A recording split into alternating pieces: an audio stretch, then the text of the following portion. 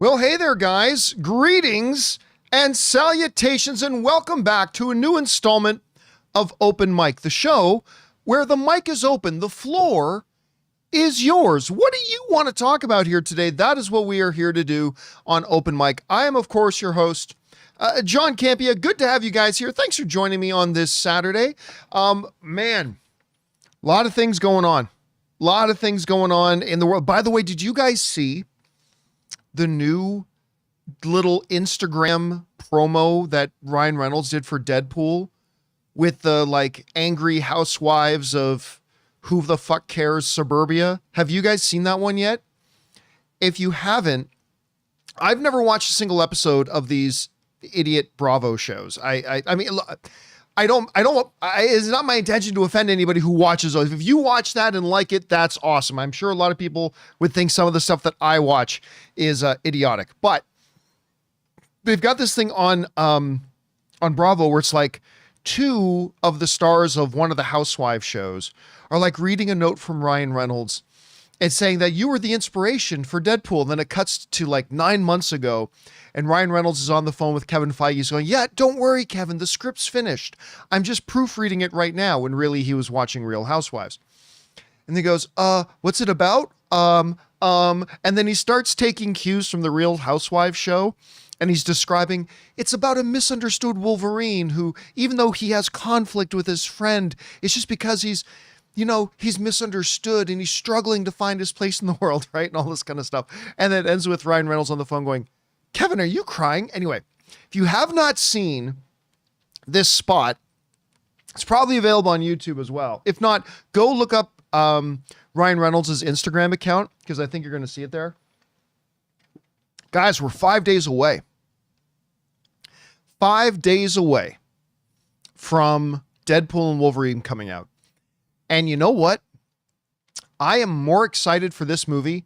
Not more excited for this movie than I was for, say, like The Phantom Menace coming out, because it was the first new Star Wars film in most of my life and all that kind of stuff. But I'm actually more excited for Deadpool than I was for Endgame.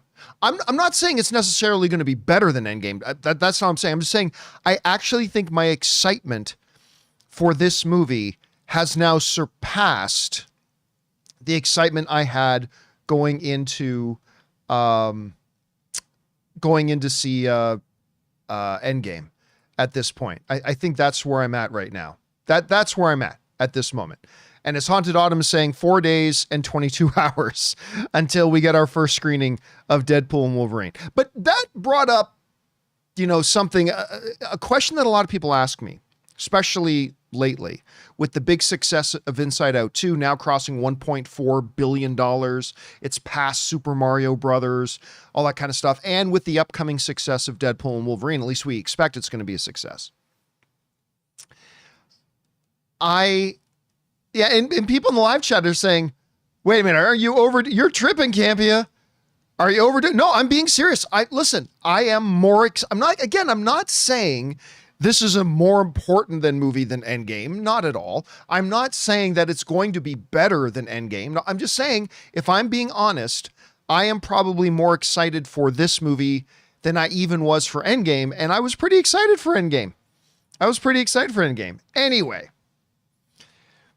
So a question that's come up a lot, especially in the light of the success of Inside Out 2, movies like Bad Boys, the huge success that Twisters is having right now, and the upcoming success of Deadpool is, well, what ultimately are going to be the biggest films of the year? And so I thought we'd take a few minutes here this morning before we get into the questions, let's put a magnifying glass on this and let's actually look at this. What are going to be the most successful films of the year? And I still can't believe, this has been going on for a couple of months. For you guys who watch the show on a regular basis, you know that it was ages ago that I said, and many of you believed it too, that Deadpool 3 was going to be a $1 billion film. And so many people guffawed at that. Even some of you, my own viewers, stabbing me in the back, et tu, Brute. Well, not really stabbed me in the back, but I mean, like, really didn't see it. And said, "Oh, John, come on. It's not going to be $1 billion film and all kinds of stuff. None of the other, it's an R-rated film. I mean, other than Joker, no R-rated film's been $1 billion film. The other ones weren't $1 billion films." And I remember saying at the time, I said, look, granted, it is R-rated, 100%. That is a factor. You're absolutely right about that. That is a factor. And neither of the other two Deadpool films, they both made, close to 800 million each, but neither of them made $1 billion. Neither of them got to 800 million either. They got close, but they didn't get to 800 million. So they made in the 700 something millions, right? Around the $750 million mark, something like that. And I made the case that I said, okay, but even though it's R-rated, and even though the other two Deadpool films did not make $1 billion, they made around 750. I said, okay, so that's your starting point. That's your base level. That's your common denominator around 750. I said, okay, so if around 750 is what those movies average, are you telling me that the increased popularity of Ryan Reynolds since Deadpool came out, I'm going to sneeze, pardon me, that today Ryan Reynolds is more popular today than he was when Deadpool first came out? So that's one factor. Factor number two is that Hugh Jackman as Wolverine is coming back as Wolverine after the monstrous success of Logan to play Wolverine again. He's coming out of retirement and is doing what all fans have wanted for years, to see Ryan Reynolds as Deadpool and Hugh Jackman as Wolverine on screen together in the same movie, something fans have been wanting for years. That's factor number two. Factor number three, something a lot of fans wanted for a long time, Deadpool in the MCU. So my argument has always been, going back months and months and months and months ago, was that if we all accept that the baseline is $750 million, if you don't actually think that the increased popularity of Ryan Reynolds, the Hugh Jackman factor coming back as Wolverine after the massive success of Logan and seeing the two on screen together, and Deadpool now being in the MCU, my argument was, you don't think those factors just equal another $250 million? Like, really? Like, if we all accept that the baseline is 750, okay, you really don't think those three factors will equal an additional $250 million? I think you're crazy if you don't think that will equal another $250 million. I think Deadpool, to this day, I believe it's going to be $1 billion film. Now, if the movie sucks, which I've been around the movie business long enough to know that sometimes movies that look really good and that we're really excited about can end up being terrible. And maybe that'll happen with Deadpool and Wolverine. I doubt it, but it could happen. If the movie sucks, then maybe it doesn't get to $1 billion. But I think this thing's getting to $1 billion. I think this thing's getting to $1 billion. I don't know how much over $1 billion it gets. Like, I still don't know that it gets to like 1.5 billion. I think it's going to live somewhere between 1 and 1.5 billion because it is an R-rated film and it's going to have some problems, but we'll see. Either way, I think it's going over $1 billion. Some people think 2 billion. Some people think 3 billion. It'll be, John, it's going to be the first $3 billion film. We'll see about that. But so we've got Inside Out 2 at 1.4 billion. We got Deadpool, which I think is easily going to cross, well, maybe not easily, but it's going to cross that $1 billion mark, I believe. So what other movies are going to be in contention here for biggest films of 2024? I thought it'd be fun for us to go over the upcoming calendar list between now and the end of the year and kind of pinpoint and pick out movies that we think may have a chance to be in that top 3, top 4, top 5 highest grossing films of the year. So let's jump in here. The first one I will point out is coming out on August 2nd is the M. Night Shyamalan film Trap. I'm actually really looking forward to this. I think the trailers look great for this. I do not think it has any chance of being one of the biggest box office films of the year, but I'm really looking forward to it. We got the new Blake Lively, It Ends With Us. I think that's going to be great, but obviously it's not going to be a huge blockbuster or anything. Borderlands. I'm interested in watching Borderlands, but we talked about this on the John Campea Show the other day. I just don't know that anybody's going to go see it. The trailers for it. I mean, I love Eli Roth, right? Who doesn't love Cate Blanchett? She's one of the greatest actresses of all time. Jamie Lee Curtis. But the trailers have just not been there. So I'm going to be there to see it. I just don't know that anybody else is. So we'll see about that. All right. The other big release, Aliens Romulus, is coming out. I've gotten legitimately really excited about Alien Romulus. I think it's going to do well. I really do. I think it's going to do well, but it's not going to be like one of the top 5 biggest films of the year or anything. Neither will My Penguin Friend, but I'm excited about seeing that. Horizon, An American Saga. No. No.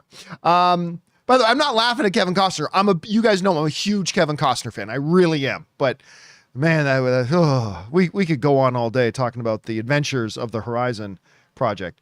All right, we're getting into the end of August now. Crow, I don't care what anybody else says. I think it looks interesting. It might end up being good. It might end up being terrible. I'm interested in it, but it's not going to make a lot of money. Let's see. Now we're getting into September. And, let me run up into September here. August, we get into September. And what are we looking at? Beetlejuice. You know what? I have not had any faith in Beetlejuice. I'm going to admit it. I have not had any faith in Beetlejuice. I didn't think it was a good idea to make this new one, all this kind of stuff. But the trailers have been winning me over. And you know what? I'm starting to believe it's going to do much better than I expected. Michael Gonzalez is actually saying where my head is now, because I was thinking it's going to make like $300 million. It could get into that $700 million range. Like more people are excited about this than I thought there would be.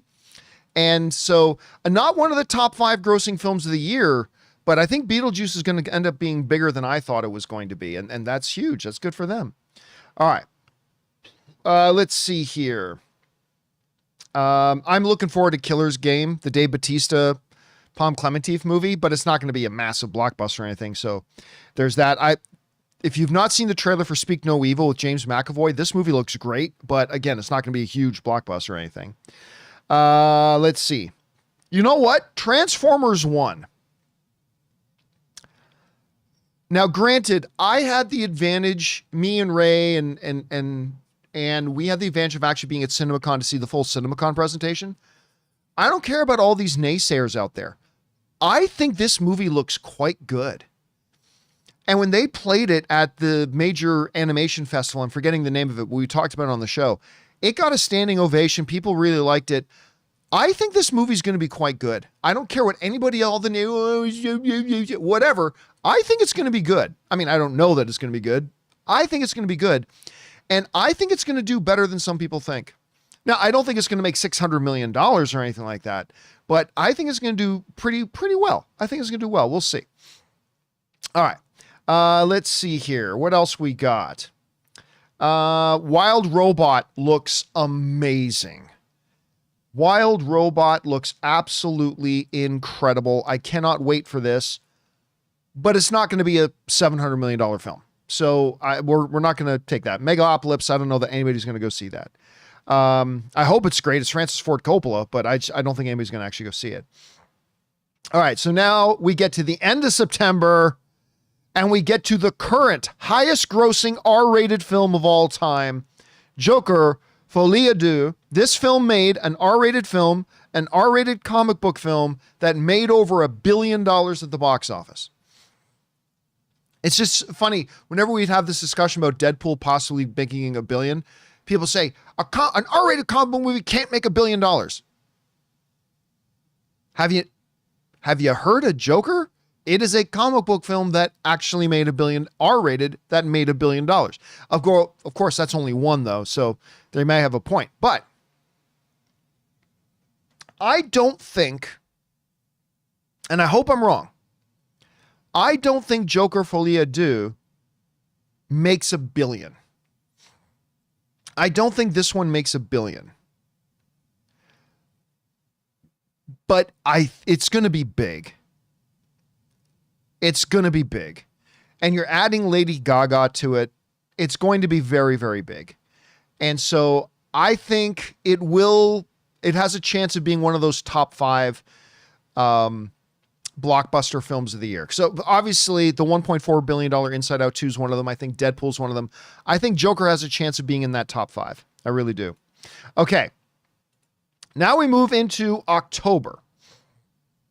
So we're in October, and what do we, that's October that Joker comes out. And then after Joker, contrary to popular belief, I don't think Terrifier 3 is going to make all that much money. My Hero Academia, I think is going to do well, but it's not going to be a top 5 film of the year.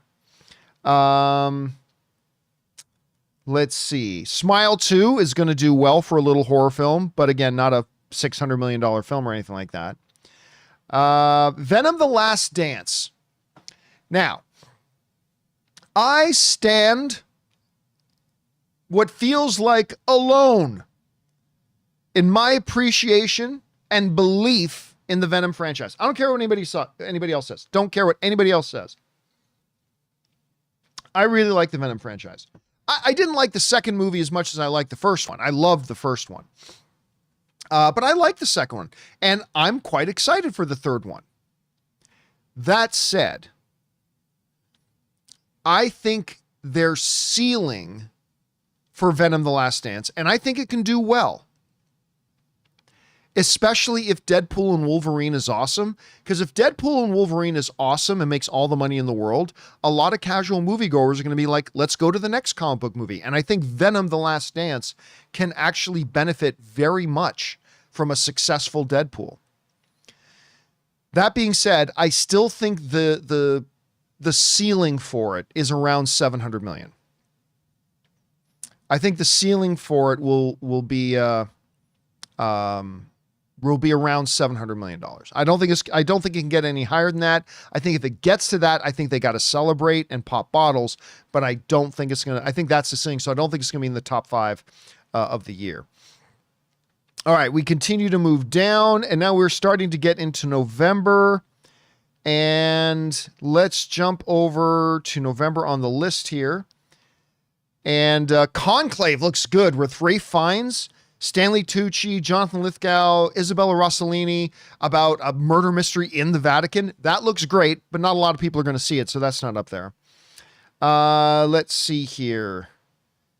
Red One. If you'd asked me 2 years ago, John, we're going to put out a Christmas-themed movie with Chris Evans, J.K. Simmons, and Dwayne "The Rock" Johnson. Could you think this movie can be a big, massive hit? And 2 years ago, I might have said, yeah. I mean, not $1 billion film, but that movie can be a big, massive hit. It's not a lack of belief in Chris Evans, and it's not a lack of belief in Dwayne Johnson. It's just that trailer, you guys know, Dwayne Johnson's like I don't think he's the second best actor in the world. No. There's a difference between who I think are the best actors and who like my favorite movie stars are. Dwayne Johnson is like my second favorite movie star. I just get a big kick out of watching him on screen. I love seeing him in movies. I do.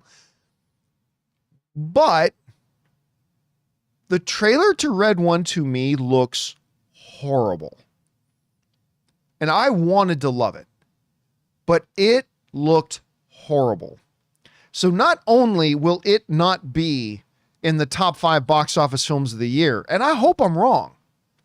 I think it's going to be a bust. I think the movie's going to be a bust. And again, I hope I'm wrong, but we'll see.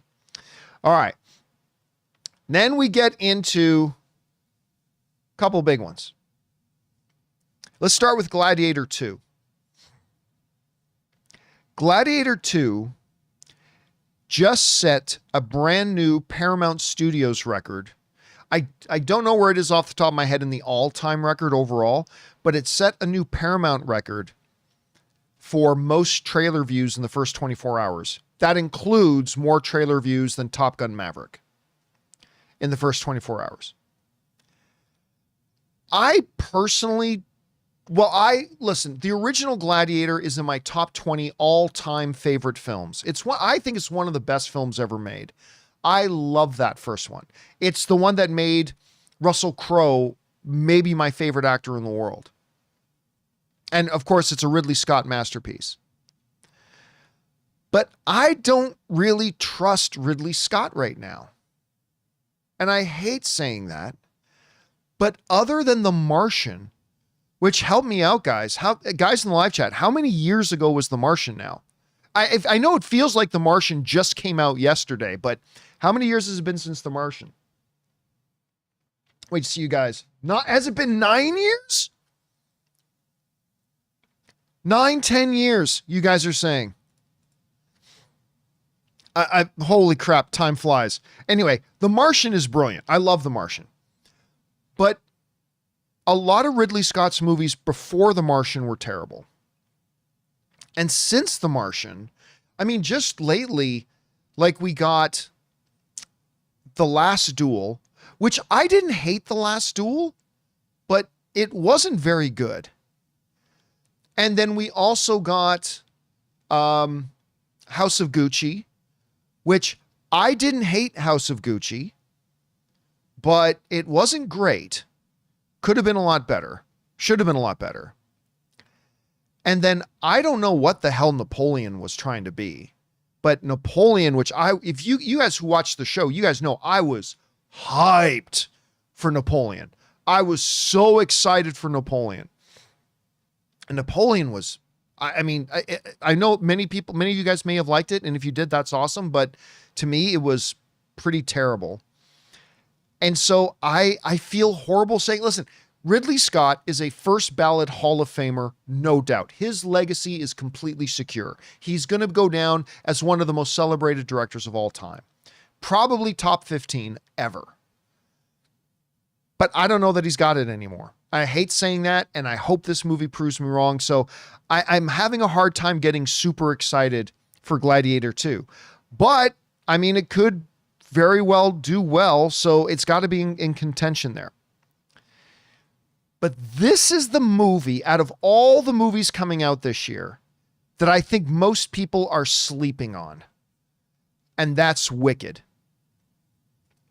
And I think one of the big reasons a lot of people are sleeping on Wicked is because in our circles, like our movie sphere, online YouTube movie sphere circles, right? We're probably not, the biggest audience of Wicked. Okay? Make no mistake about it. Wicked is going to make a shit ton of money. The excitement, like when I watch my wife Anne and her friends bring up Wicked, like for a lot of people, this is their most anticipated film of the year. Again, those of us who travel in the comic book movie circles, the Star Wars circles, the whatever circles, the genre, Shogun fans and all that kind of stuff. Yeah, we're not the target demographic for Wicked. Understood. But any of you who are doubting how big this movie is going to be, I believe you are completely out of touch with the larger pop culture. Because in the larger pop culture, not just our little sphere that we live in, I'm guilty of this too many times. I admit it. We get presence bias. We really do. But if you don't understand how big Wicked is going to be, now again, just like Deadpool and Wolverine, a lot of it will depend on exactly how good it is. But I'm telling you, man, I've seen 2 presentations for it at CinemaCon 2 years in a row now. This movie looks fantastic. And I've never seen Wicked. I've never been to the live show. My wife has gone to it like 6 times or whatever. I've never seen the live show of it. And I'm just telling you, this thing's going to make mad money. I think it has a chance to be a $1 billion film. And mark this down, because everybody's going to start saying, you're crazy, you're crazy. No, it doesn't. No, it doesn't. I'm going to mark this down. Now, just like any film, I can't guarantee it's going to be $1 billion. It's going to have to see how good or bad the film is. But if you don't understand the upside of this movie and how many fans and what a pop culture, again, a different corner of pop culture than most of us live in, but what a huge pop culture presence Wicked has, it's going to do really good. Rachel in the live chat is saying 800 mil. I think that's the floor. I think 800 million is the floor. So I think it could be anywhere from 800 to 1.2 billion. I really do. 800 to 1.2 billion. And there's some people saying, oh, why? Just because Ariana Grande? Has nothing to do with Ariana Grande. Has nothing to do with Ariana Grande. Other than the fact that holy shit, that little girl can sing. I've had to like change my tune a little bit on Ariana Grande because I thought I had this perception. You know what it reminded me of? It reminded me of when I just thought Lady Gaga was just some. This was years ago. I thought Lady Gaga was just some empty, thin pop star, right? And then the Academy Awards came around. I'm not talking about when A Star Is Born. I'm talking about years before that. Years and years before that. I think it was the year that Billy Crystal hosted the Oscars, the last time he did. So we're going back a bunch of years. And they announced singing Sound of Music, or whatever the song was from Sound of Music, right? Lady Gaga. And I remember we're watching the Oscars. If you guys remember what the actual song it is she sings from, I think it was from The Sound of Music. Throw in the name of the song that she actually sung. But anyway, so we're watching the Oscars. And what is it? Is it The Hills Are Alive? Is that the one she sang? Anyway, that might have been it. A Sound of Music medley. So they said, coming out on stage now, to sing this thing is Lady Gaga. I'm like, oh no, oh my God, she's going to butcher this. Oh my God, this is going to be bad. Oh my God, this is going to be bad. This is not Sound of Music is not easy stuff to sing. Oh my God, she's going to get exposed. This is going to be terrible. She came out. And yeah, King Daddy Goat. She came out and she effing killed it. That was the moment that I went, oh my God. Like Lady Gaga isn't just a pop star. She's a star. Like that's where I was like, okay, she's like one of the greatest female vocalists in the world. Like, this is crazy. Anyway, the reason I bring that up is because I recently had the same kind of an experience with Ariana Grande, whereas again, I thought she was just another shallow pop star. Like, okay, they sing music somebody else wrote and they look really pretty, whatever. And somebody, I think might have been Anne, played me this live performance piece of hers where she was singing this thing. And I'm like, she's fucking Celine. Like she's like, not quite, but she's almost Celine Dion level. Anyway, so the success of Wicked isn't going to have anything to do with that, oh, a big pop star Ariana Grande's in it. No. Taylor Swift has been in a couple of movies. That doesn't save those movies. It's not going to have anything to do with that. It has to do with the popularity of Wicked and how good I think this movie is actually going to be.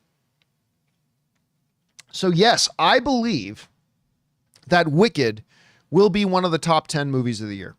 Or I think it'll be one of the top 5. I think it'll be one of the top 5. I'm not so sure about Gladiator. It depends really a lot on how good the movie is, and I have my doubts of how good the movie will be. But, oh my God. Somebody in the live chat is saying she's better than Celine. No, she's not. And the first person who will tell you that she's not nearly as good as Celine Dion is Ariana Grande herself. She will tell you herself she's not as good as Celine. She's not. Just stop that. Just stop that. You might like her songs better. That's fair. But as a pure vocal power, no, it's actually laughable that you would say that. She's not in Celine's league, but she's fantastic. She's absolutely fantastic. And I have become a believer. I have become a believer in Ariana Grande, but she is not as good of a singer. She's not. She might have better songs. She might have poppier hits and all that kind of stuff. That's all fair. That's fair. But she's not as good of a singer as Celine Dion. Not even close. Anyway. Then we move on to what's up next. Another one that I think you automatically put in the top 5, and that's Moana 2. If you had asked me 3 or 4 years ago, if I think Moana 2 would be a top box office film of the year, I probably would have said no, despite my excitement for it, because I love the first Moana. Love it. But I would not have thought that it would be a potentially billion-dollar film, a second one. But then something really weird happened. The rate, like, did you know, and we've talked about it on the show, so you know this if you watch my show regularly. Moana last year, in 2023, 7 years after it was in theaters, was the #1 streaming movie on streaming. More than new movies like Avatar, more than Black Panther, Wakanda Forever, more than everything else. The #1 streamed movie on streaming was Moana. And that makes me feel very good because I love Moana. But yeah, I think Moana 2 is another potentially billion-dollar film. And I think... oh God. So Inside Out is automatically, it's already made 1.4 billion. That's automatic. I think Deadpool's an automatic in the top 5. I think Moana 2 is an automatic in the top 5.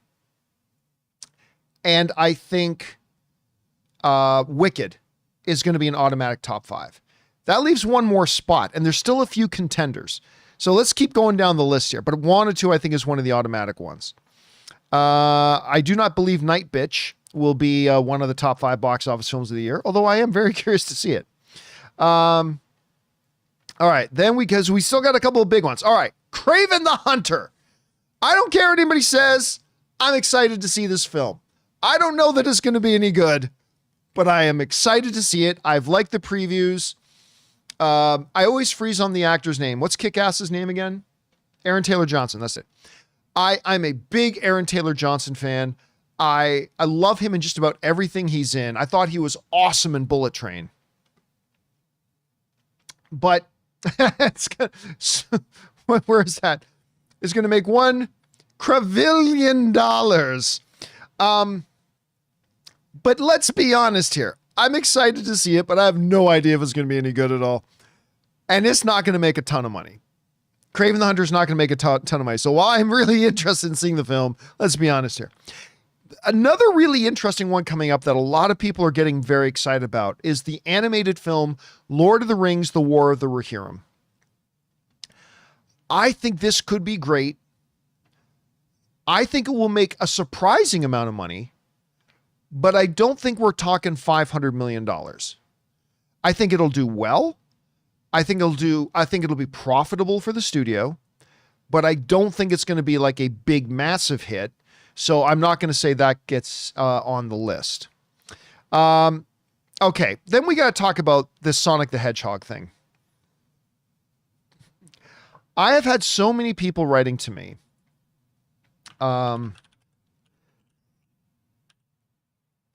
Basically telling me that I am underselling the box office possibilities for Sonic the Hedgehog 3 and all this kind of stuff. Now, to remind everybody, the first Sonic the Hedgehog, which I think is positively delightful. I really like Sonic the Hedgehog. The first one made $319 million. Okay. $319 million. Then the second one came out, which I also really liked. I didn't like it quite as much as the first one, but I really liked the second one. I just watched it again the other day, actually. And it made a little bit more money.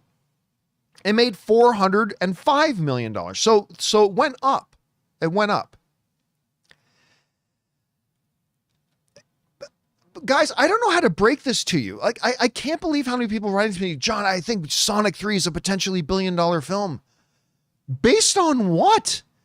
Now, I'm excited for the movie. I really am. I can't wait to see it. I'm hyped for it. I'm very pro Sonic the Hedgehog. But believing it'll make that much money based on what? Past performance shows that it's going to make, the last couple films have made $300 and $400 million respectively.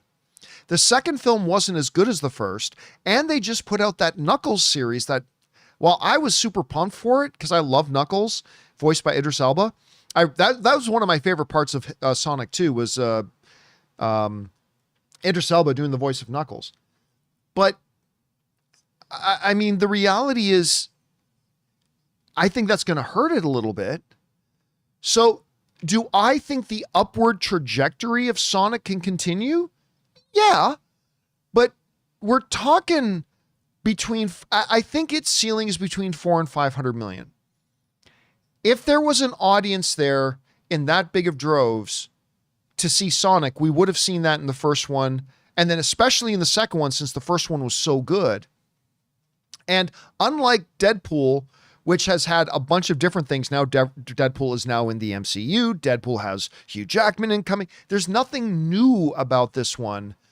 John Shadow's going to be in it. That's I can't wait to see Sonic 3. But I don't think it's realistic. I think a $500 million ceiling is within the realm of possibility, but I don't think it's realistic to see it doing much more than that. And that would be the biggest hit. So if it makes 500 million, that's the biggest they've done in the franchise. That would be great. But I don't see it going much beyond that. So it reminds me when Detective Pikachu was coming out and people were saying, John, this is going to be $1 billion film. And I was like, I kept telling people, it's not going to come anywhere near $1 billion. John, you don't understand. Pokemon is the world's biggest IP. And they're right. It is the biggest IP, but that doesn't mean people are going around to see the movie. And they didn't, because I think Detective Pikachu, help me out, guys, but I think it came in somewhere around $400 million. Somewhere around that. So I think it's realistic to think that Sonic 3 is going to come somewhere in between $350 and $500 million. Hopefully it'll do better. I can't wait to see it, but it's not going to do much more than that. It's not going to be a top 5 box office film of the year. Well, then that leads us into something else that comes out on the same day. Mufasa, the Lion King. Now, you guys know that the 2019 version of The Lion King is the #1 animated box office film of all time. I think it made what, 1.6? Let me look this up. I think it made like 1.6, but I'll find out here for sure. Lion King, the 2019 version, it made $1.663 billion. $1.663 billion. Now, do I think that Mufasa is going to make that kind of money? I don't. I mean, it's the #1 animated box office film of all time. I don't think it's going to get close to that. But I do believe it's got the potential to be another billion. It's got the potential to be another $1 billion film. So I think that rounds out the top 5. So I think, and with it being in competition with Joker. So I think our automatics, for me, I think the automatics in the top 5 box office films of the year are going to be Inside Out 2, which is already at 1.4 billion. Deadpool, Wicked, Moana 2. And then I think battling out for the 5th spot in there, that doesn't mean it's going to come in 5th. It could come in 3rd, could come in 2nd. I'm saying in no particular order in the top 5. I think it's then the last spot will be taken up by either Joker 2 or Mufasa. I think those are the ones that are there. So I'm just curious, anybody in the live chat, do you think there's any movie I'm leaving out? Is there a movie that you think has a legitimate shot at being in that top 5? Doesn't matter if you think it's going to be #1 or #5. Just, do you think there's a movie that has a shot of being in the top 5 that I have not mentioned yet? Joe Howland is saying, John, what about Dune 2? Well, Dune 2's already done its theatrical run. It was around 700 million. I think there are going to be 5 films that do exceed 700 million. So I don't think Dune 2 is going to be the top 5 box office. Somebody's saying Despicable Me 4. I don't think Despicable Me 4 gets to like, I don't know that it gets to 800 million. It's going to be a huge success, but I don't think it's going to be Despicable Me 4. It won't be Twisters. It's definitely not going to be Twisters, although Twisters doing great. Twisters is doing wonderful. Let's see. Well, some people are saying Joker, but I'm saying Joker is one of the ones that has that shot. Karate Kid, no chance in hell. No chance in hell. And The Crow, no chance in hell. Deadpool 2 might flop. It might. I've always thought Deadpool or Gladiator 2 might flop, but I'm starting to think it might make more than I was thinking. So, I mean, we'll see. Watson Duncan, do you seriously think Red One has a chance of making that much money? I mean, again, I'm a Chris Evans fan, and I'm a Dwayne The Rock Johnson fan, and I'm a J.K. Rowling fan. I would love for it to be good and do well, but I mean, I don't see it. King Daddy Goes saying the new Brad Pitt movie F1 isn't coming out this year. It comes out in 2025. So there's that. Anyway, guys, that's kind of my rundown. Now, listen, I'm going to be right about some of these things. I'm going to be wrong about some of these things. We are, after all, just guessing. But we'll see how this all kind of shapes up. We'll know about one thing for sure. Deadpool. We'll see how big that opening weekend is. I'm so excited. So excited about Deadpool. Oh, I can't believe. By the way, I'm going to let you guys know. You guys are going to be the first ones to know this. I'm going to give you some inside scoop here. Well, inside scoop about the John Campea Show, not about the movie business. But next Saturday,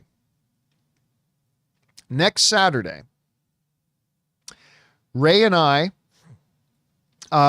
will be doing a live broad stream. We're going to be here in the studio doing a live stream during the Marvel Comic-Con panel that happens next Saturday. I believe it's at 6 p.m. Pacific Standard Time. So Ray and I will be in here. We're going to have the Twitter feeds open to a number of the people that I know are going to be in Hall H. They're going to be in Hall H during the things. We're going to be following their Twitter stream. And as new information comes out, Ray and I are going to be breaking it down, talking about it, giving our thoughts on it. And yeah, that should be fun. So I think they said, I think it's 6 p.m. next Saturday that the Marvel Hall H thing is happening. So I will probably start at like maybe 5:15 or 5:30, kind of guess and speculate a little bit about what we might hear coming up. And then of course we'll do the live stream as the news is coming out, and we'll talk a bit. So hopefully you guys will want to come and join us next Saturday as Ray and I do that. I'll see if Jonathan wants to come in too. I don't know if he'll want to drive in here on a Saturday, but I'll see if Jonathan wants to join us for that too. So hopefully you guys will come in and join us for that. All right, guys. With that down, we're going to get on now to your questions. But before we do, we're going to take a quick second and thank one of the sponsors of our show today. One of our new sponsors, as a matter of fact, the wonderful folks over at Gametime. Guys, we want to take a second to thank a sponsor of today's video, Gametime. My wife Ann and I love going to events, whether they're comedy shows, concerts, an LA Lakers game. I mean, just the other night we went to go see Ronnie Chang and it was awesome. We love having these new experiences and new memories. And our sponsor Gametime makes getting tickets for concerts and events faster and easier, even if you don't buy tickets right away. Because prices on the Gametime app actually go down the closer you get to the show start time. With killer last minute deals, all-in prices, views from your seat, and their lowest price guarantee, Gametime takes the guesswork out of buying event tickets. I couldn't believe how easy and most importantly, intuitively, the entire app works. Finding the event I was looking for couldn't have been easier. The way it lays out the map of the venue, letting you know exactly where the seats are that you're looking for, and how easy the process was to choose and buy those tickets. So don't worry if you think you're too late to get tickets to that big event you and your friend want to go to. They have last minute deals. Save up to 60% off buying last minute for sports, concerts, comedy, theater, whatever. So guys, take the guesswork out of buying concert tickets with Gametime. Download the Gametime app, create an account, and use the code CAMPEA for $20 off your first purchase. Terms apply. Again, create an account and redeem code CAMPEA, C-A-M-P-E-A, for $20 off. Download Gametime today. Last minute tickets, lowest price, guaranteed. And thank you to our friends at Gametime for sponsoring today's episode. All right, guys, let's get on to the important stuff here. Your live comments and questions, shall we? And by the way, if you want to send in a comment or question, the super chats are still open. I will be shutting them down in a bit. I'll let you know when I'm about to turn them off. But they are currently open. If you have a thought, theory, question, as long as it's appropriate for me to read on the show, go ahead and fire one in, and we'll get around to that. All right. First up here, we're starting with Thunder Force 2000, who writes, did Peter Jackson's experience working on the Hobbit movies cause him to lose interest in directing movies, as he hasn't directed a movie since? Well, I mean, he has worked on stuff, right? Like he did that Beatles documentary thing, and he's done some other things here and there. He's done some producing. But I think the answer to that question is yes. I think he nearly worked himself to death trying to get the Hobbit movies made. But I also think he was very disillusioned with the response the Hobbit movies got. Because remember, up until he did the Hobbit movies, Peter Jackson was like living in this huge whirlwind of positivity and popularity because of the Lord of the Rings films, right? And he's still Peter Jackson, but then he did the Hobbit movies, and the Hobbit movies did clearly not get the reception that his Lord of the Rings films did. And I think he was exhausted. I think he was burnt out, and I think he got disillusioned and pretty disappointed. And I think that honestly has kept him out of the director's chair for a while. I do think he'll make a triumphant return. You know, Jack Burton is saying the Hobbit was terrible. You know what? It really wasn't. The Hobbit movies were really not terrible. I've gone back and watched them again. Now, clearly, I don't think the Hobbit films are magnificent. Don't get me wrong. I don't think they're magnificent by any stretch of the imagination. And they're clearly a step down. And I had some real issues, particularly with the third one. That was a very poorly structured movie, because basically the third one just felt like the entire movie felt like the third act of a film. Like it was all payoff, no establishment. And anyway,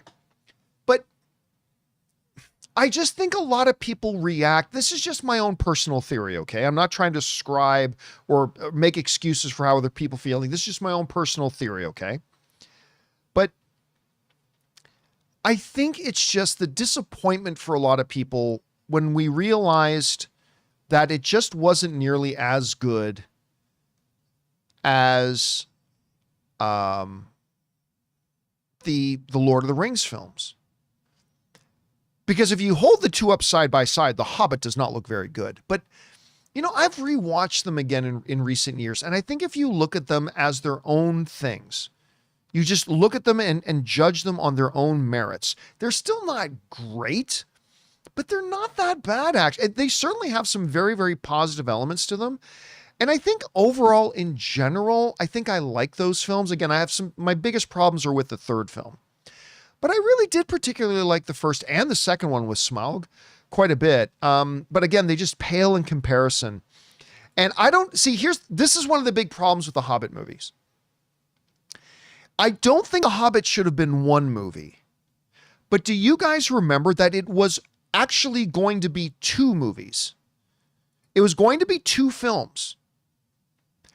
And then at like the last minute, I remember I was at Comic-Con when this news came out. At the last minute, they decided to take this one relatively small book and make it into 3 films. That was overstretching it. I really do think The Hobbit would have been much, much better as 2 films. I mean, maybe 1 film, but I thought 2 films would have worked fine. But then they made the decision to stretch it over 3, and I thought that was really questionable. I thought that was a very, very questionable decision on their part. All right. Next up, Sam Fisher writes, more than likely, Lady Deadpool is Blake Lively. I think that's the standard theory right now. But I'm equally minded in wanting it to be Ryan Reynolds in drag. Well, I mean, listen, when they showed Lady Deadpool, that is clearly not Ryan Reynolds' body. right? That's not Ryan Reynolds squeezed into a Lady Deadpool costume. That's clearly a woman's body. Now, they might do something where then they CGI his face on it. I guess they could do that. I don't think that would be very funny, but I'm going to stick with the Blake Lively theory at this point. At least I like it. One of the other popular theories that Vector Cave just brought up is Miranda Baccarin, and that's a possibility too. I still think it's going to be Blake Lively, but we'll see. All right. Jerome writes, how did you feel about Starlight getting mad at Huey for taking so long and figuring out that the shapeshifter was her? It felt very normal. That felt very natural. Because listen, we sit outside. We are outside spectators looking in, right? So Tussa goes, well, doesn't she know there's no way he could have known? But if you're actually in the situation and you just found out that the person you're in love with has been banging somebody else, your first thought is not, oh, well, that's okay. He thought it was me. No. Your first thought is you're going to be really, really pissed. And you're going to be angry. And then you're going to think about it more. And you're going to realize, and you're going to, and by the way, in the episode, you start to see Starlight get over it. When she's like, you're going to get tested for every STD imaginable. And then that made Huey smile, right? So I thought it was very, very real. It felt very, very realistic because I think that's how most people would react if they were actually in the situation and found that out.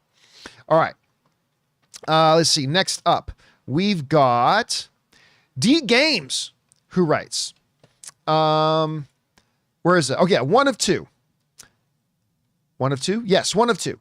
I'm halfway through season 7 of Game of Thrones, and I'm excited to finally finish. I'm a bit nervous for 8 since I've heard how bad it is. It's not, ignore all the haters. Ignore them. I thought season 8 was great. Anyway, I'm a bit nervous for season 8 since I've heard about it. What are your overall thoughts on the final season? Also, Daenerys gives me Paul Atreides vibes. Feel like she'll break bad soon. After Tyrion, I think Arya or Cersei is my second favorite, both badasses. Well, yeah, I mean, I predicted for years, I predicted that Khaleesi was Breaking Bad. For years, I predicted that in our Game of Thrones after show. I said, she is clearly a jerk. She's got some good traits about her, but you could see that underneath the true motivation, underneath everything she does, even the good things, you could tell there's ultimately her thing is the throne's hers. She deserves the throne, right? And nothing was going to, and I said for years, she's Breaking Bad. And everybody called me crazy. Whenever I did the Game of Thrones after show, John, you don't know what you're talking about. She's our mother of dragons. She's so pure and good. She's not Breaking Bad. I'm like, listen, guys, I'm pretty stupid. And even I can see, years in advance, even I can see that they're clearly setting her up that she's Breaking Bad.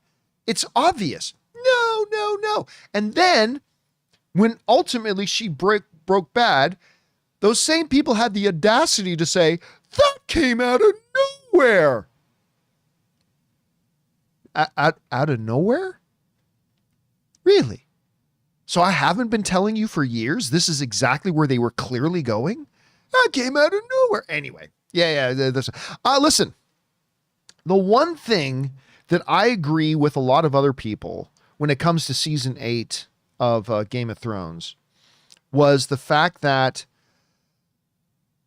there was absolutely no excuse for them making, what was the final season, 6 episodes? Was it 6 episodes? Anyway, there was positively, Warner Brothers even said to them, HBO said to them, you can make it as many episodes as you want. And like, we just want to do, I can't remember, it was 5 or 6 or something like that. It was really some stupid small number of episodes that they did. It should have been a full 8 episode season. And there were elements of it that then felt rushed. And I am in agreement with that. That being said, the final season was still, I thought, really incredible. It broke all the viewing records,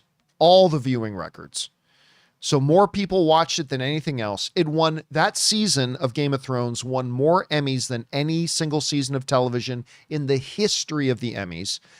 I thought it was great. Although I agree with a lot of people that the decision to make it just 6 episodes or whatever it was really, that to me was the biggest Achilles heel of it. But still, I thought it was great. And I hope you enjoy it. And you might not, because there are other people who don't, but I personally do. All right. Hope you enjoy D-Games.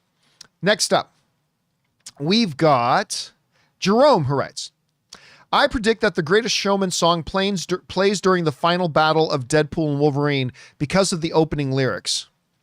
Ladies and gents, this is the moment you've been waiting for. Oh. Yeah. See, here's why I disagree. I think that's a good thought, Jerome. Here's why I personally disagree, and you might be right. The reason I personally disagree is because I think that when they set up to the final battle, it's going to be kind of dramatic. And I don't know that that's going to be the moment that they're going to put in a gag piece of music. Mark W's actually got a thought that thinks it could be in the opening credits. I don't necessarily think it'll be the opening credits, but it would be a pretty cool thing if they put that in the opening credits. That would be interesting. All right. Next up, Taki75 writes, I saw Chazelle's Babylon, and I enjoyed it very much. Really curious as to why it was eviscerated by critics and moviegoers alike. Pitt and Robbie were great. Pitt and Robbie were good. By the way, I don't know that it was eviscerated. Let me just look this up. I don't think it got, like, quote unquote eviscerated by the critics. I think it was fairly split. Yeah, it was fairly split. Babylon got 57%, which means, again, more than half of the critics liked it, and 52% audience score, which means more than half of the audience liked it. So it didn't get eviscerated by critics, but I gotta concur with them. Listen, Damien Chazelle is a fabulous director. He's just great. When you're looking at La La Land, when you're looking at the Ryan Gosling astronaut movie, I think it's called First Man. Then you're looking at the J.K. Simmons, the drumming. God, why am I freezing on the name of it? What's the one where J.K. is the drumming instrument? Whiplash. Whiplash is it. He's a terrific director. For me, though, Babylon just never clicked. There was just something about it. It never actually clicked for me. Like, it never found its footing. And while, of course, Brad Pitt and Margot Robbie are going to give great performances because they're Academy level performers, it just never clicked for me either. And so that's why I think a lot of people didn't like it. Again, though, it was roughly split. Half the people seemed to like it. Half the people seemed to not. But yeah, for me, it was one that didn't quite work. All right. Next up. Mark W. just sends in a super chat badge to be supportive. Thank you, Mark. Taki also writes, as a hockey fan, how much do you enjoy Slapshot? With Paul Newman, love Slapshot. If you guys haven't seen, I mean, it's very not PC, and I don't know that it's a movie that could be made today. But Slapshot with the Hanson brothers is like an all-time great comedy. With Paul Newman, if you guys have not seen old-time hockey, if you have not seen Slapshot, you absolutely must. It's truly, truly wonderful. I love that movie. All right. Next up, Robert Presser writes, one of two. Going to take some of my family and my 13-year-old godson to see Deadpool 3 early Thursday. His mom approved, so why not? Deadpool 3 making $2 billion. Let's fucking go. Kind of funny how some people think teenagers never see an R-rated movie, or parents/older siblings have never taken a teenager to see one. I saw tons of R-rated movies when I was a teenager. Almost every teenager saw Deadpool or Deadpool 2. See, that's the thing. We've talked about it before. There's this image people have when they hear that a movie is R-rated. That means the kids can't get in to see the movie. Yes, they can. It just means they have to be accompanied by somebody who's an adult. That's it. It can be an uncle, can be an older brother, can be their parents, can be whoever. As long as like a 12-year-old kid is with an adult, they're going to let him in. Oh, hold a second. My wife's calling me. When the boss calls, you got to answer. Hello? Hey, I did. I'm actually live right now. The reason I was calling you, Ann is off visiting Corey right now. So, is because there is a little fly in my studio that was driving me crazy, and I can't find the fly swatter. This is very entertaining. This is very entertaining live streaming for my audience right now. Of course I would have got it. I have the reflexes of a ninja, but it's okay because I opened the door to my office and I used my iPad to shoo it out. So everything's fine. Everything's under control. Okay. I got to get back to my show now. Love you. Bye-bye. Okay. Behind the scenes look at the life of, the inside life of John Campea. Anyway, so where were we? Oh yes, kids getting in to see R-rated films. They get in to see R-rated films. Don't you worry about it. Again, listen, it means like a group of 13-year-olds can't just go by themselves to it like they can to a PG-13 film. So it will have an impact. It will have an impact. I just don't think the R rating is going to have as big of an impact of as some people think. I just think it's going to have less of an impact than people think. All right. Thanks, Robert. Jerome writes, how did you feel about Sister Sage apparently planned on almost everything that happened and taking advantage of what happened to Victoria? Well, here's the thing. Sage is supposed to be the smartest person in the world, but she's not clairvoyant, right? She didn't see everything that happening. She just knew which direction this was going to go, right? Like, so when she agreed to go with Homelander, she knows his ego. She knows his insecurities. She knew that at some point he's going to break his promise and do that. And so she accounted for that. So there was a lot of things that happened in the season. I don't think she knew specific details and how they were going to happen, but she knew in general, this is the way the wind is going to shift. You know what it reminds me of? She reminds me of, what's the sci-fi show on Apple TV Plus right now? It's the name of the Library of Knowledge. The name of the show is the name of the Library of Knowledge. Help me out, guys. What's the name of the show? It's called not the library. It's called not the vault. It's called nobody in the live chat knows what it is. Not Silo. No, not the Bastion of Humanity. The Foundation. Thank you. Rodriguez was the first one to put that in. So I think the way they describe Foundation in the show, it's like Foundation can't account for what every single little individual is going to do and the choices every single person's going to make. Like they explain this in the show. But what the Foundation and the calculations all basically do understand is the direction the galaxy is going to go, right? That there will be, because of the way things are, there will be uprising here. We don't know which specific person it's going to be. It doesn't know which, what's this guy who lives on this street is going to have for breakfast in 5 years, but it just knows the direction it's going to go. That's how I kind of see Sister Sage, is that while she can't account for every little decision that's going to be made by everybody, she knows basically how this is going to go. If she sets up A-Train this way, if she lets Homelander think that he was the one who just dismissed her and that was going to catch her by surprise. Like I'm positive she didn't account for getting shot in the head. That I don't think was a part of her calculations and a part of her plan. But it happened, but that's fine. It didn't interrupt her plan. So I think it worked very well. And I thought it was pretty logical. All right. Next up, Jerome again writes, do you think Sage knows about Butcher and the virus? I'm going to guess no. Because that virus is a direct threat to her life. If she knew all the little details about all that going on too, the first thing she would do, considering the virus poses a very real threat to her life, I think she would have taken that piece off the board early. So I'm going to guess, Jerome, no. That's my guess. I could be wrong. We'll see in season 5. All right. Next up, Christopher Brickner writes, one of two. In the comics, there is Deadpool, the Deadpool who killed his Marvel universe and tried to destroy reality by killing every Deadpool in existence. I bring him up as my long shot theory is that in Deadpool 3, it's Deadpool, not Cassandra, who is the main villain trying to destroy the multiverse. I doubt it's true, but it was a fun theory that I made. Well, yeah, but that was an Elseworlds kind of story. But here's the thing. That was an early theory of mine as well that we talked about on the show.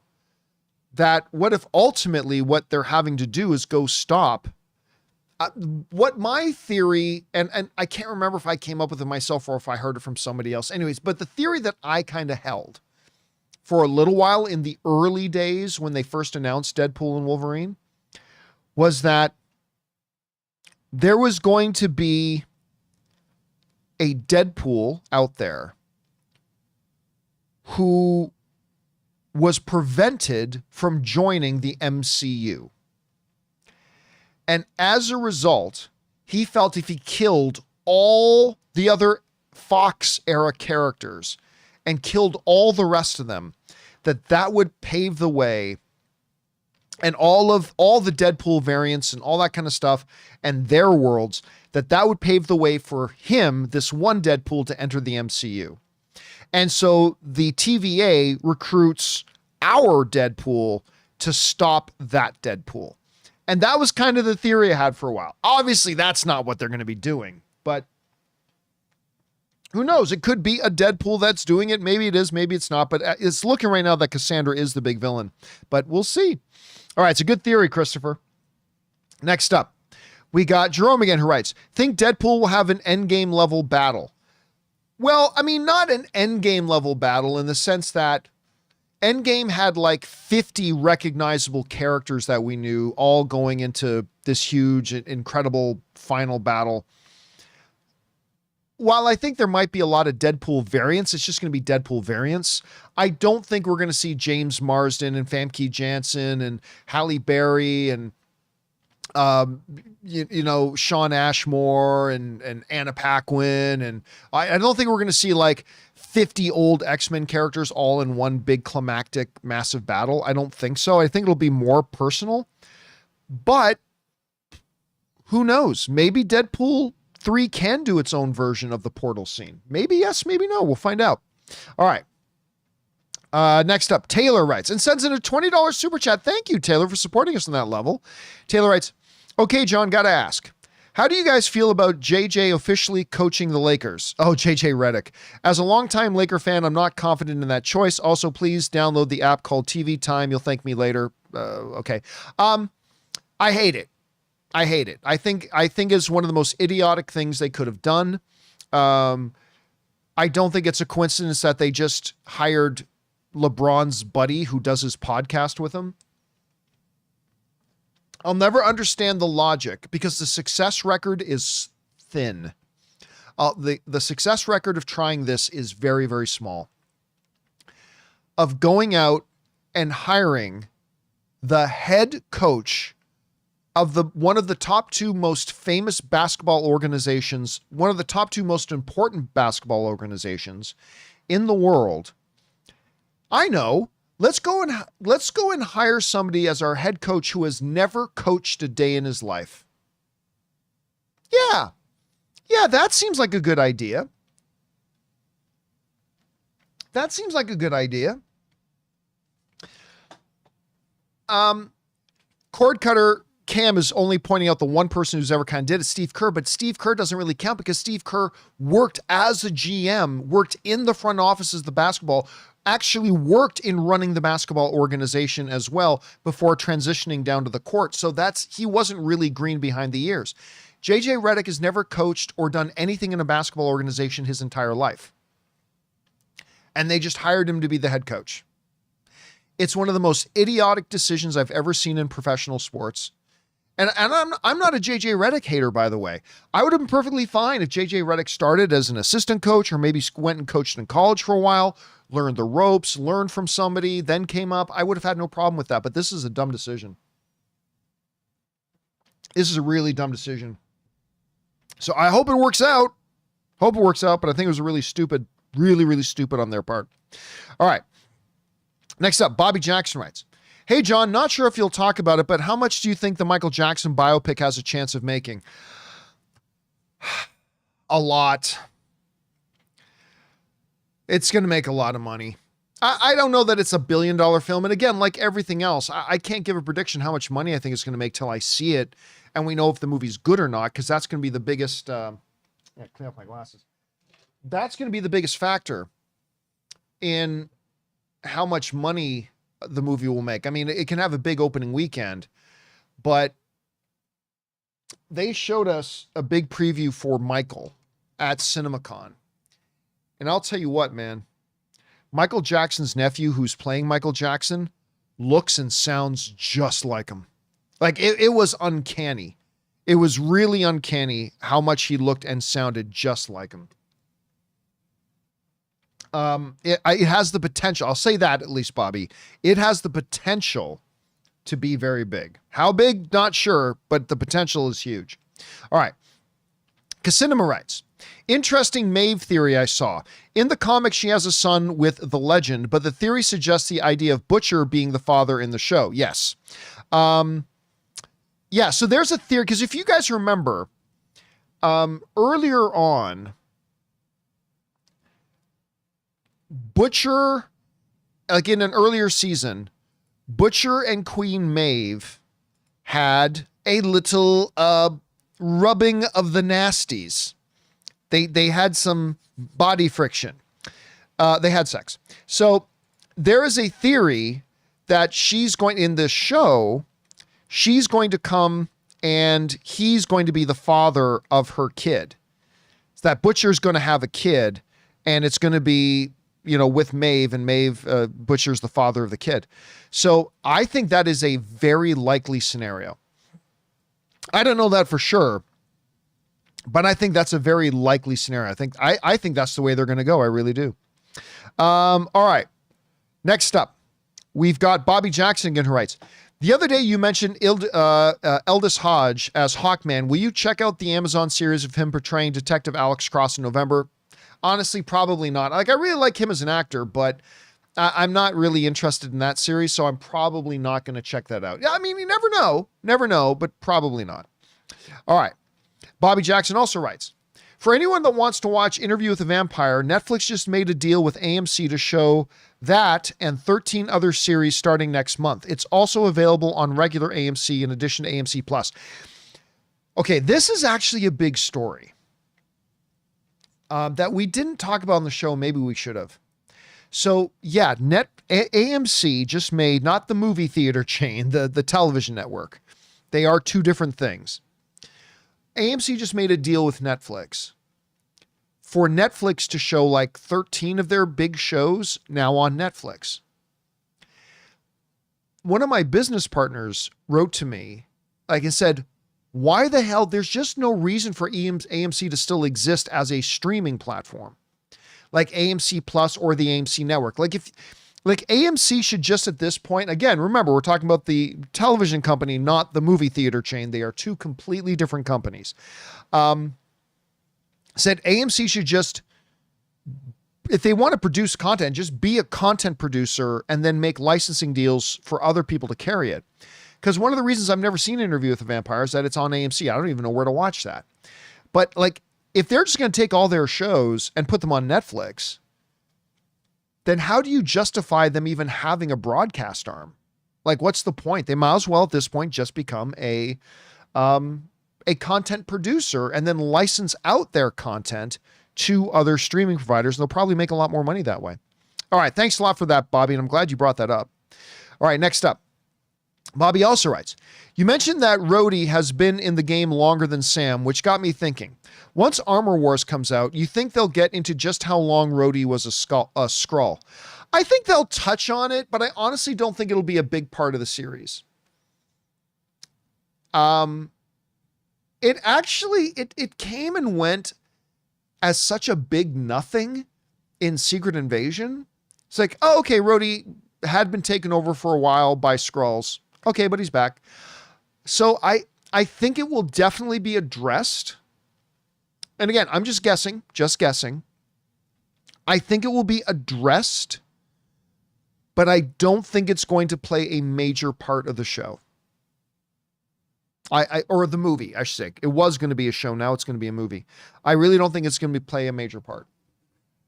Addressed? Yes. Major part of the series? Probably not. At least that's my guess. By the way, I'm really excited for Armor Wars. I'm getting kind of stoked about it. I hope it actually gets made. All right, Bobby once again writes in, while I'm excited to have the Russos back, I really hope they don't nerf any more characters like they did with the Hulk. He hasn't been the same since.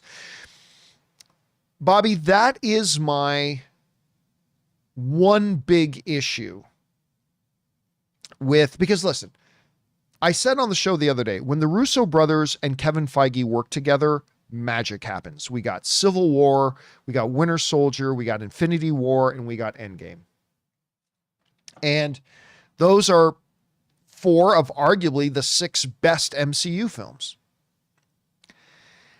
And I love their films. They're Marvel films. That being said, nothing is perfect. And if I had one big gripe with the magnificent run of the Russos doing MCU movies, if I had one bone to pick, it's how they absolutely butchered the Hulk character. They did, I mean, in the midst of all the other stuff that they did magnificently, and overall A+. But nothing's perfect, and the one bone I would have to pick with them is how they completely nerfed Hulk. They took Hulk, who, like, go back to the original Avengers movie. Like, Hulk was such a big deal that he was basically the centerpiece of Loki's plan. Like, his whole plan revolved around them getting Hulk on their ship and knowing he was going to cause everything in disarray. That Hulk was the ultimate nuclear option. That even like Tony Stark will be like, yeah, well, we have a Hulk. Like, Hulk was Hulk. Hulk's wiping out invading armies by himself. Hulk is a world breaker. Like, to the point that everybody's about, like, make sure Hulk doesn't get out of control. Because if Hulk goes out of control, we're all effed. Right? And then the Russo brothers immediately sidelined him.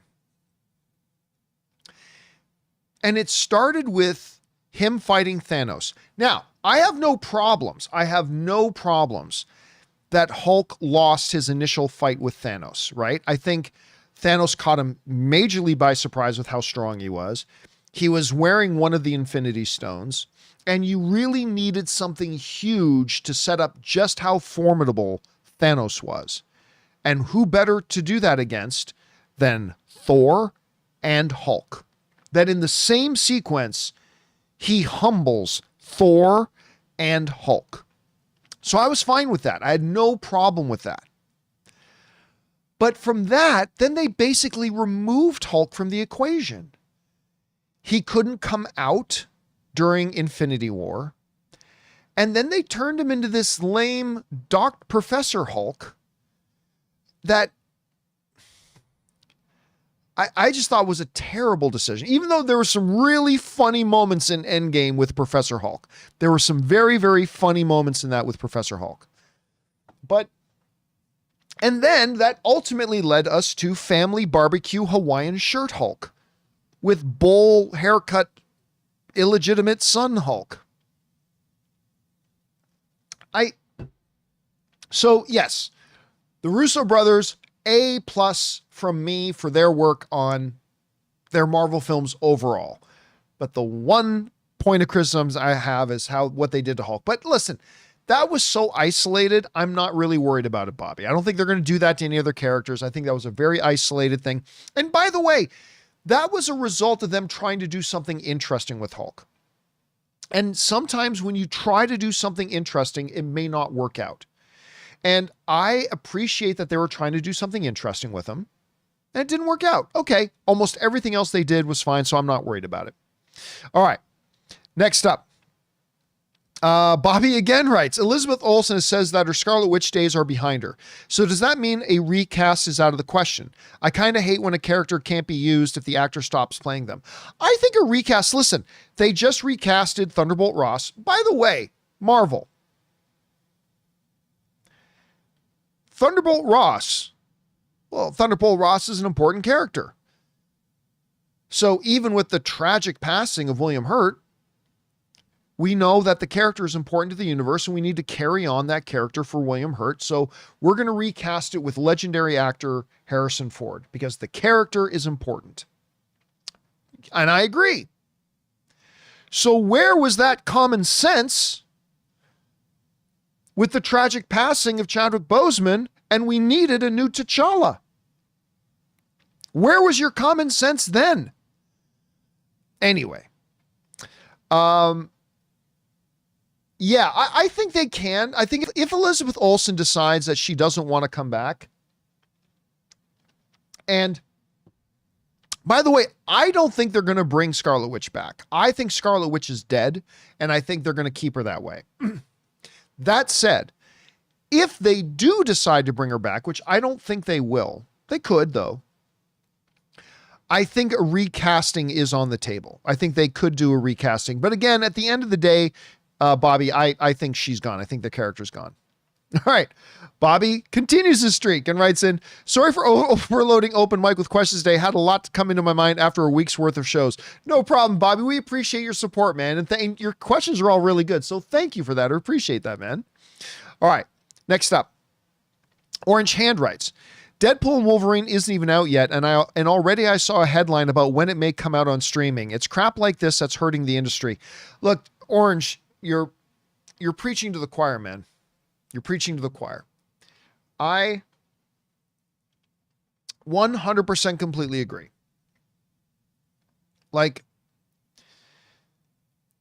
this rush to get films onto home video is in the long run really going to hurt your theatrical.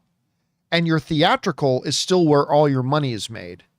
So you are killing the thing that makes you $10 to try to feed the thing that makes you $1. It's ridiculous. And they really need to change this format. I was told by somebody at Paramount, because remember, I just gave Paramount a really hard time about how fast they're bringing they're bringing their movies to streaming like within a month.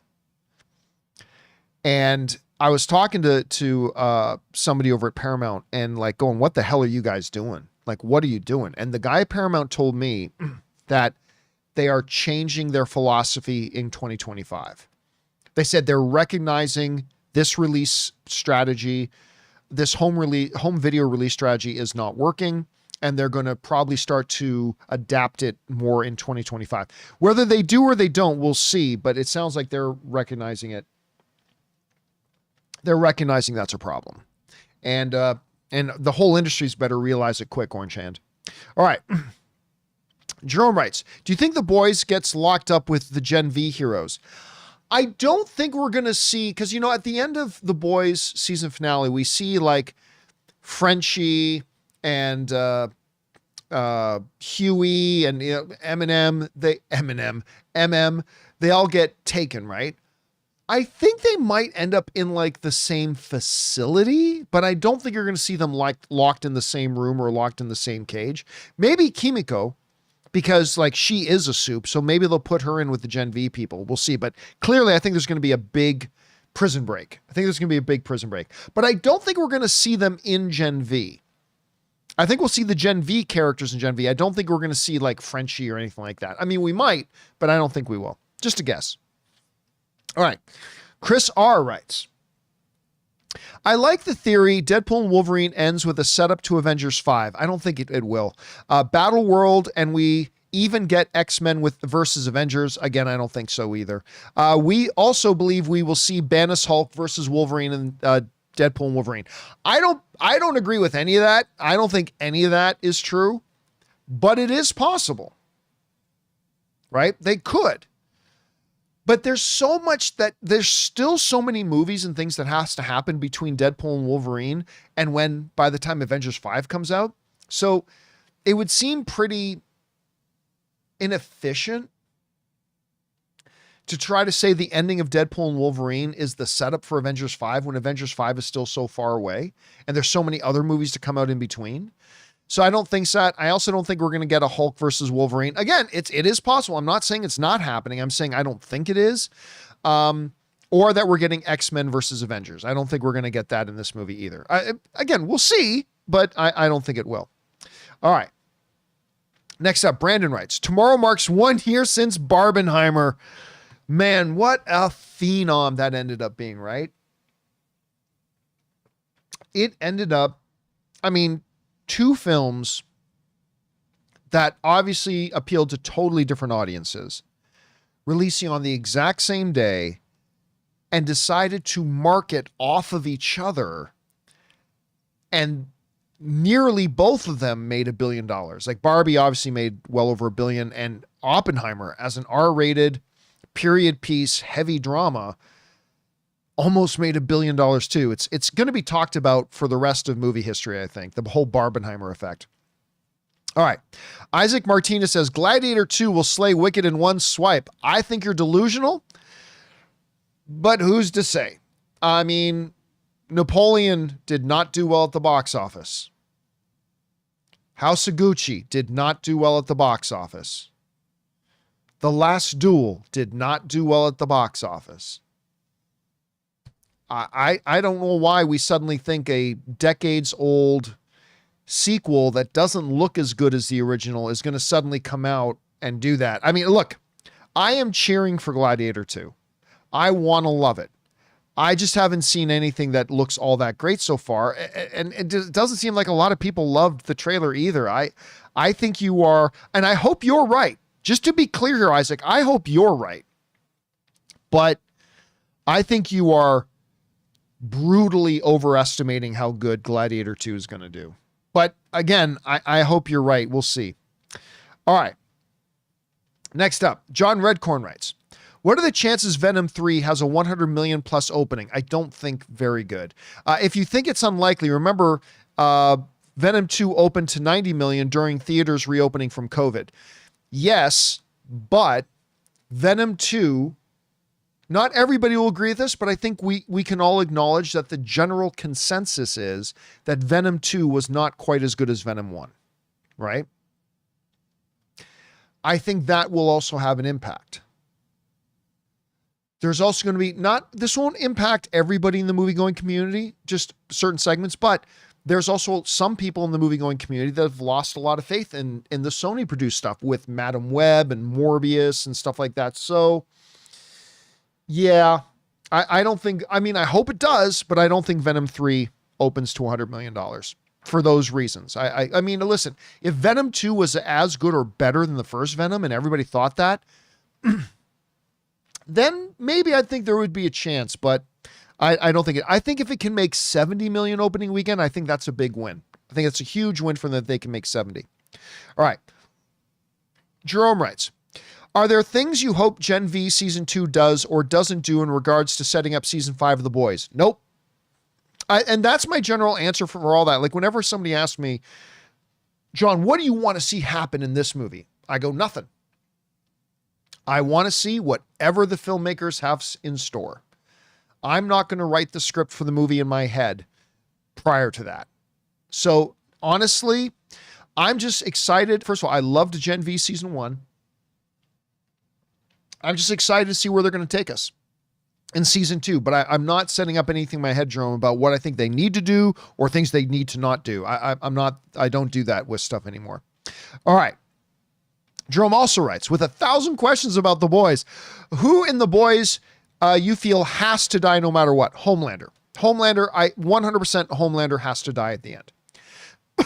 Billy Butcher probably dies too. And then I'm sure there's going to be others. But if there's one person that absolutely is going to die, it's going to be Homelander. 100% it's going to be Homelander. All right. John Redcorn writes, what was the thing that killed Indiana Jones 5 box office? Well, I mean, like a lot of things, there was no one, whenever a movie flops, there's never one, everybody wants to find the one magic bullet that did it. And it's like with any movie that underperforms, it's usually a death by 1,000 cuts. What I will say, though, is probably one of the more prominent reasons is just the fact that a lot of people were not interested in going to see a high adventure film with an 80-year-old lead action star. I just think that was the main thing. That it never, even though some of the, by the way, you know, like this is all completely wrong. Like Jeremy's saying, people didn't like the Phoebe Waller-Bridges in the movie. Nah, just some fucking crybabies did. And there was a very, very small percentage of some very loud screaming whiners in the corner. I don't think, and by the way, I'm not even a Phoebe Waller-Bridge fan. I don't watch Fleabag. I don't care, but that had nothing to do with why the 99% of the movie-going audience did or did not decide to go. I think at the end of the day, and by the way, when they announced Indiana Jones 5, the big, you know, before we knew all the details about it, the big thing surrounding it, guys on this show, tons of you wrote in. It's like, isn't Harrison Ford like almost 80? Harrison Ford is now 82 years old. But they were just like, isn't he like, I mean, that was the big discussion surrounding it when they first announced, like, isn't it a little late for an Indiana Jones 5? Isn't it a little late? Like, Indiana Jones is now like 20 years older than Sean Connery was when he played his dad in Indiana Jones and the Last Crusade. Like, do people want to go and see an action film, an action adventure film, where the main hero is in his 80s? And I think that ended up probably being the main thing. Look, 95% of the movie-going audience didn't give a shit about Phoebe Waller-Bridge, doesn't give a shit about any of that other noise that some people like to cry about. It just, people didn't want to give it a chance. People just weren't. How many years had passed since The Last Crusade? A lot of years had passed since The Last Crusade. And then on top of that, almost nobody liked Kingdom of the Crystal Skull. I have a theory, and I might be right, I might be wrong. If Kingdom of the Crystal Skull never happened,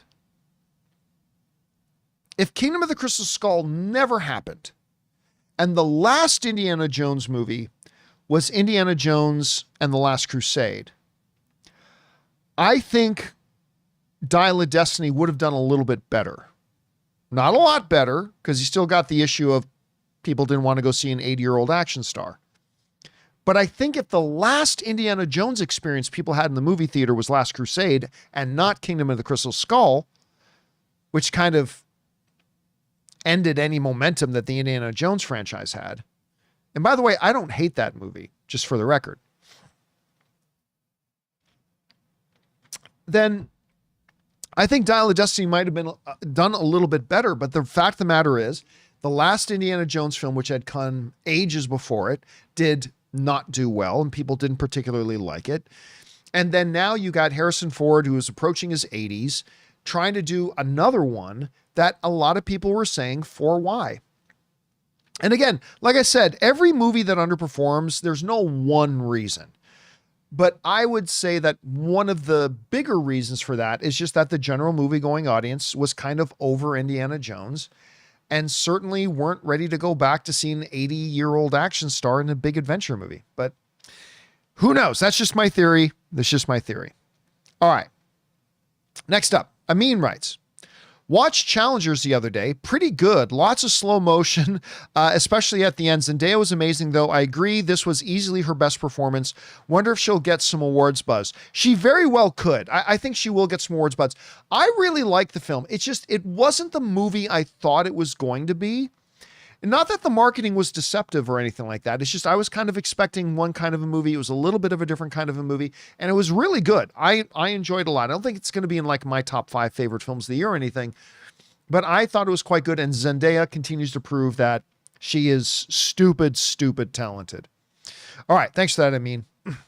Connor Dorian writes, what do you think about Warner Brothers Discovery possibly splitting its digital streaming and studio business from legacy TV? I think it's overdue.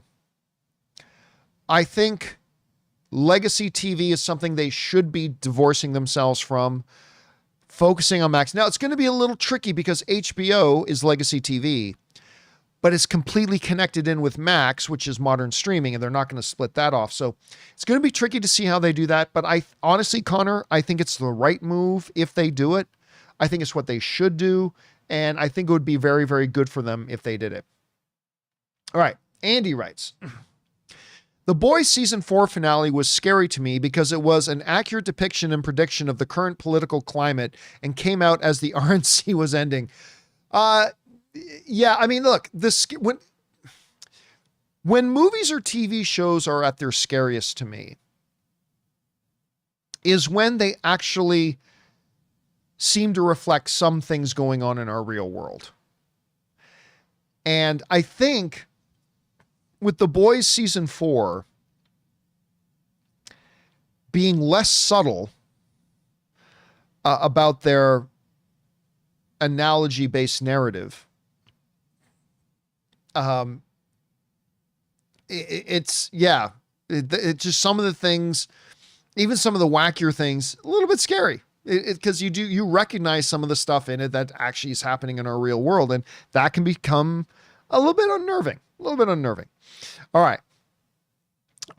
Connor Dorian writes, did you see the teaser trailer for the upcoming Netflix animated series is Terminator Zero that will be released on August 29th?